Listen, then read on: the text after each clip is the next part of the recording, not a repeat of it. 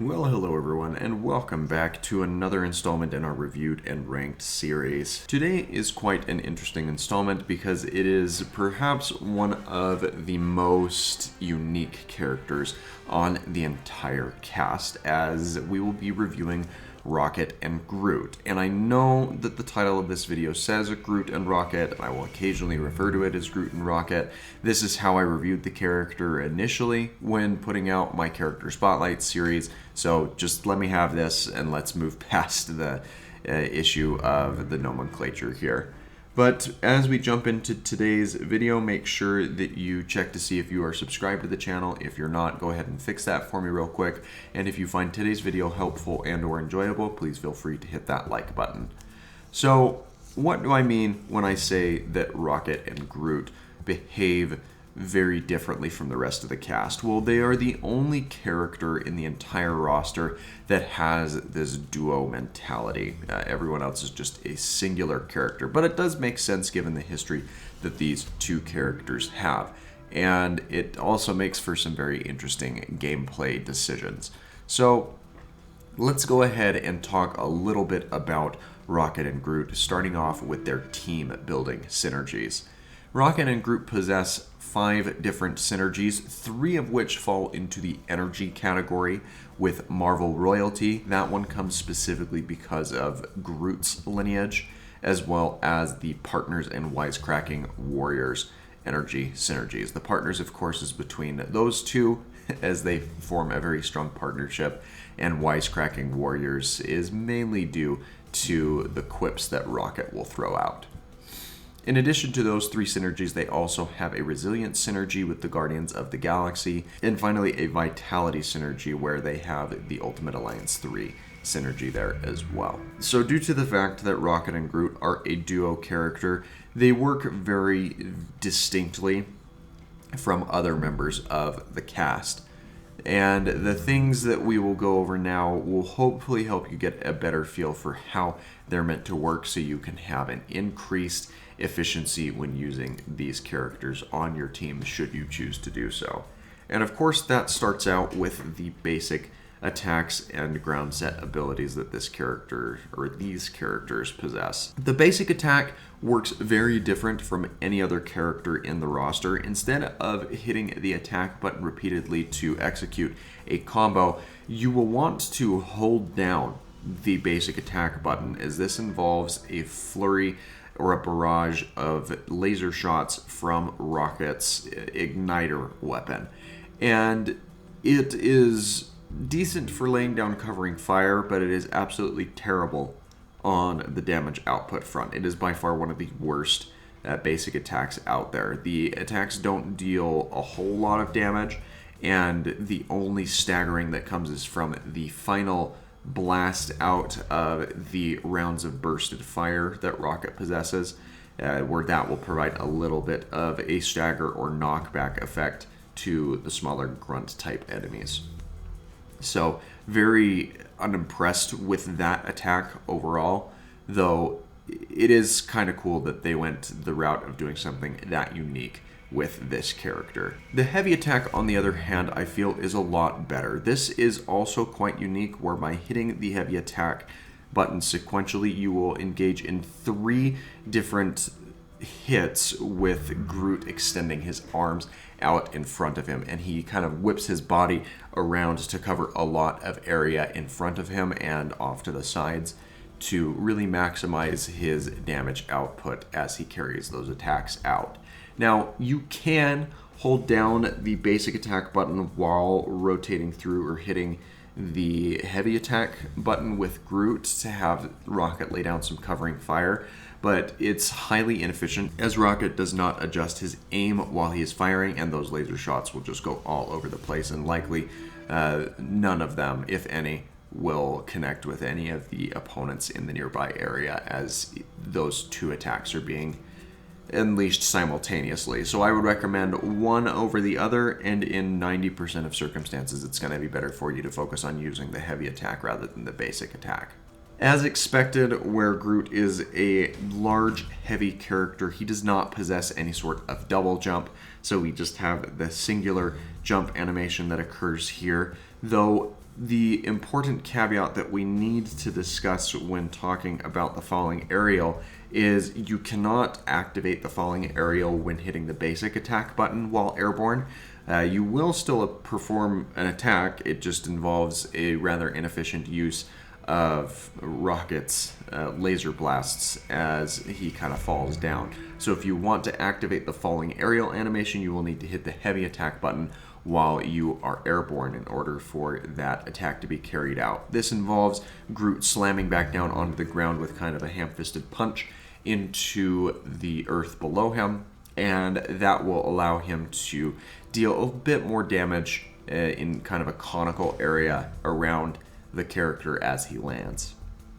And before getting into the abilities possessed by this character, we have the block and dodge animation. This involves Groot crossing his arms kind of protectively out in front of him, and as you activate the dodge animation, he will dash or leap forward in a very kind of awkward stance, but that is a little bit to be expected when you are a large, rigid tree person.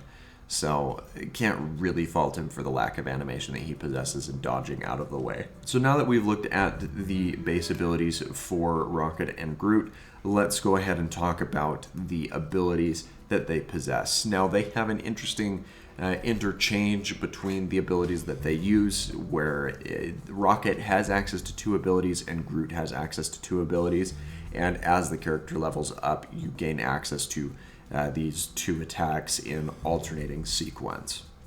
So the first ability that they possess is the Minefield, which is where Rocket will scatter multiple timed grenades in the direction that the character is facing. This does have a rather wide area of effect, and though it has a high damage classification with that B characterization, it's not as efficient as you'd think that it is, because it's a very wide spread of these timed grenade explosives. So yes, it will deal a lot of covering ground type fire, but it's highly inefficient with the overall damage output because it is spread out as far as it is. In addition to that damage classification, it's decently conservative on the energy point consumption and has the C classification to the stagger, so not the best ability that these 2 possess when it comes to burning down some of the larger enemies. And this attack is of the energy caliber due to the nature of the explosions and has the explosive synergy trait associated to it. With all of Rocket and Groot's abilities, the rank up bonuses that are received is having a reduced energy point cost, an increase to the attack damage, increase to the stagger gauge, and finally having a reduced chance of the attack being interrupted. The second ability that these 2 possess is executed by Groot, and this is a much better attack when it comes to the damage output. The Vine Whip ability involves Groot extending both of his arms to mow down his enemies. This involves a flurry of blows out in front of the character in the barrage synergy type with the melee attack type. This can be repeated by mashing that button over and over again, and upon finishing this ability, whether that is by running out of energy points or concluding the use of mashing the button, there will be one final large hitbox that applies some more knockback as Groot sweeps down pretty low below him. Now, this does have the benefit of having higher damage output with the classification of A, but it is not the best attack when it comes to staggering out opponents, as it has that D classification and maintains the C to the energy point consumption. And it benefits from increased damage but decreased range compared to some of the other abilities and the overall efficiency of what that attack can accomplish. The third ability that these 2 possess is the Quantum Igniter, and this is probably one of the worst attacks in their kit. It involves what claims to be a powerful beam, which you can continue to use by holding down the button, and you can move around while this attack is being used, but it is absolutely abysmal in all the categories that it has. It has the energy attack type and the beam synergy trait, but it has a classification of F in both the overall damage output as well as the stagger damage applied. Though, as a trade-off, it is a little bit friendlier on the energy point consumption, having the B classification in that area. And like I said, this attack, it just lacks a lot of damage, and it has the deficit of, if you are moving around, Rocket again does not auto adjust the beam from his quantum igniter into any of the other enemies, so you need to do the redirecting in order to make sure that it is hitting enemies, and even then it's a very bad option when it comes to overall damage output. The final ability that Rocket and Groot possess is again executed by Groot, and this is far better than the Quantum Igniter, though there are other options at the disposal of these characters when it comes to overall damage output. The We Are Groot ability involves thrusting both of Groot's arms down into the ground, which then bursts up into a circle of piercing vines. It has the melee attack type and the slam synergy trait, and has C's in the damage and stagger classification, as well as the energy point consumption. Now this does have the benefit of hitting all around the character, so if you are not looking to attack directly in front of the character, or rather trying to burst down a lot of damage around yourself with this ability, it's a quite good ability to use.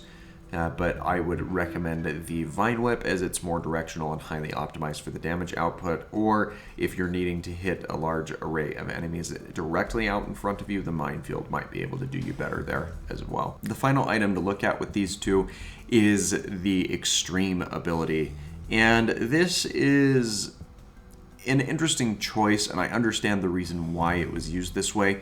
But it makes the overall attack pretty inefficient.